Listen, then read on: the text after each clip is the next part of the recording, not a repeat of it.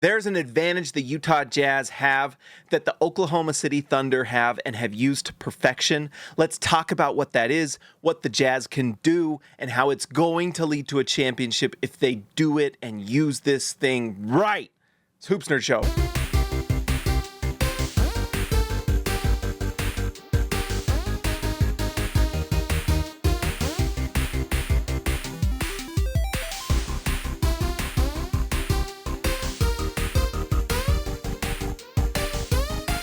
Hey guys, so I was thinking about this a lot the last few days. It really dawned on me watching the Thunder as they just kind of plow through the Western Conference, the more difficult conference. Oklahoma City is going to win the title, barring some sort of crazy injury or some sort of fluke thing. They are a complete team with an incredible core, young. There's like maybe 2 players on that entire team, 30 and above. The rest are young and just continuing to improve. And they share something with the Utah Jazz, and it's a very specific advantage that the Jazz have that they could use, that the Thunder showed that they could use and did a good job with. And what that is being a small market, right? Okay, so the first thing everyone's saying is, what? Being a small market, that's an advantage? Yes. Yes, it is. Because what you can do when you are in a small market is you can go into obscurity during the season. You can lose games. You can do it on purpose. And the NBA is not going to do anything. The Oklahoma City Thunder played some of the most abominable lineups for years. They were, yes, lucky to get Shai Gilgeous-Alexander, but no one thought Shai was going to be what he became when they traded for him. Maybe there's a player out there that's a second-string guy or a young player that another team looking to get better is willing to trade, but they're not. It's just not very often that you get a guy like that turns into, an MVP player.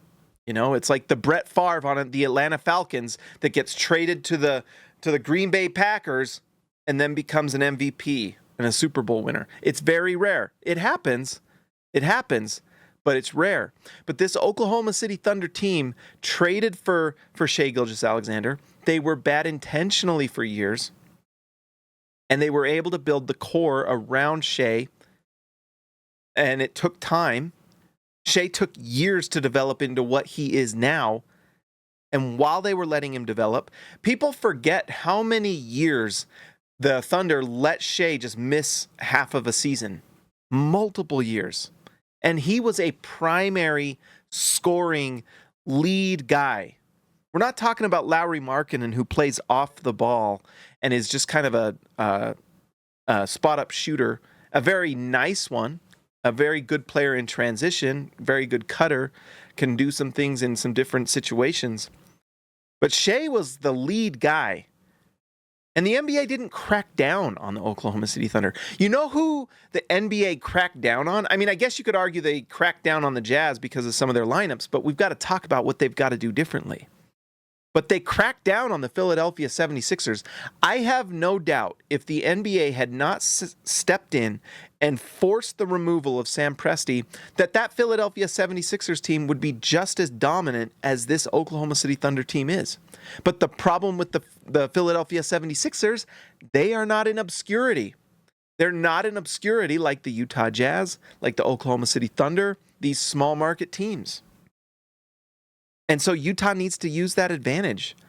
Utah needs to do the things that the Thunder did and create a dynasty of their own. They can absolutely do it. Yes, in this one season that we tanked completely from start to finish and didn't get Cooper Flagg, did it hurt? Yes. Did it suck? Yes. But it was the right move, and Utah is already on the road to getting that first piece. Maybe this is the Jazz's version of Jalen Williams that they draft.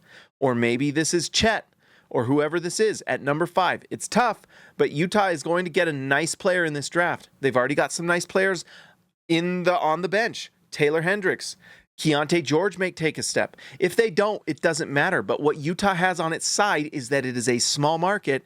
The NBA is not going to lose sleep if people aren't watching the Utah Jazz. Who are they going to lose sleep over the fans not watching? The Los Angeles Lakers, right? The New York Knicks. These big market teams are teams that the NBA will be watching like a hawk. When the Philadelphia 76ers aren't trying to win, the NBA watches it. When the Utah Jazz lose, I mean, they only fined the Jazz once, and it was a small fine. If Utah had traded Lauri Markkanen like they probably should have and got more picks, they wouldn't have gotten fined.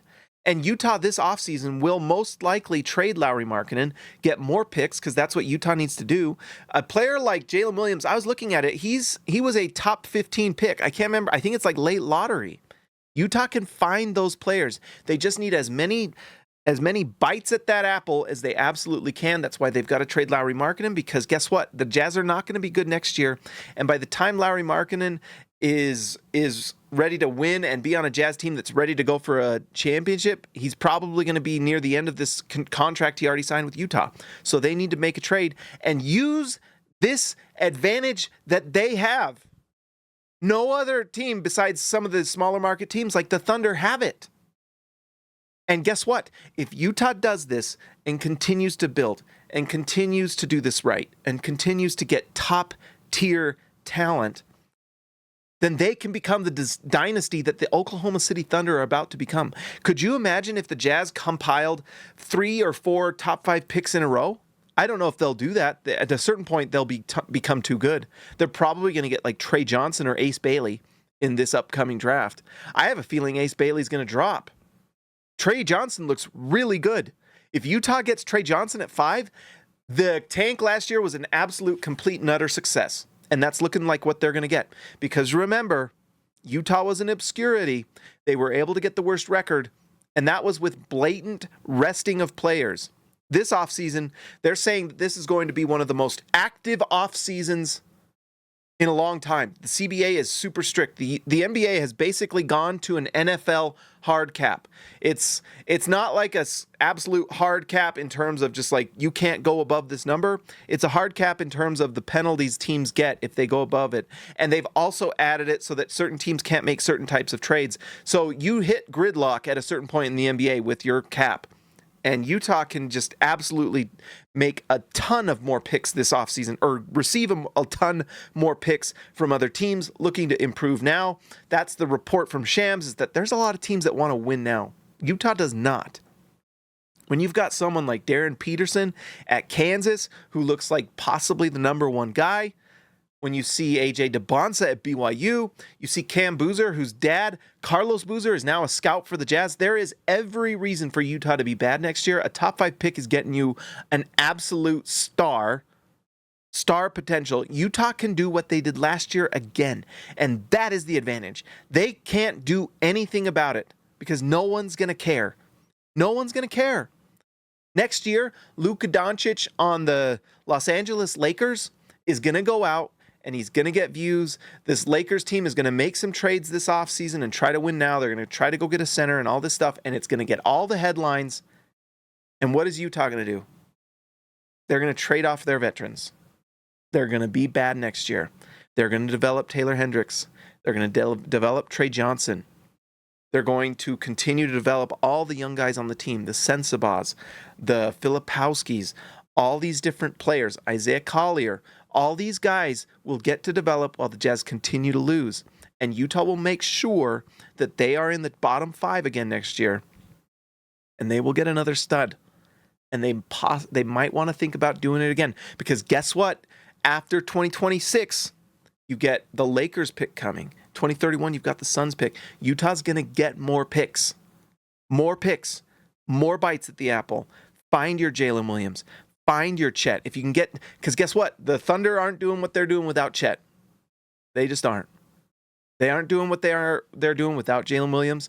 And guess what? Guys like Case and Wallace, who they got at like 10, and all these other high picks, they have done a really good job of just filling that roster with young, cheap contracts that are super high talent. And that's the other element of this.